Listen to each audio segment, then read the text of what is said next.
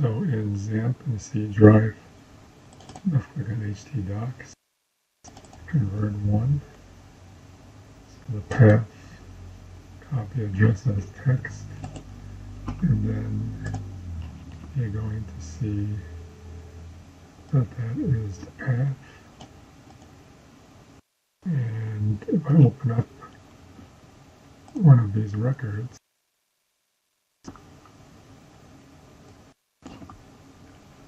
example right here, I do insert repro, you see 3307 right there. And if I do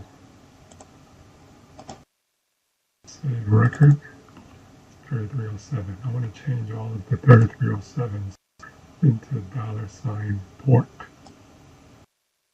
because I want that to take advantage of the fact that my connection data looks like this. The port is going to be 3307. How do we do that? How do we convert all these files? So you're going to type in this, you're going to Control C, you're going to use PowerShell, so you're going to type in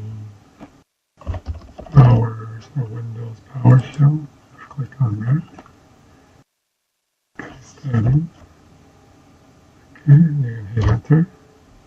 Now you're in that folder, and then you're going to copy this thing.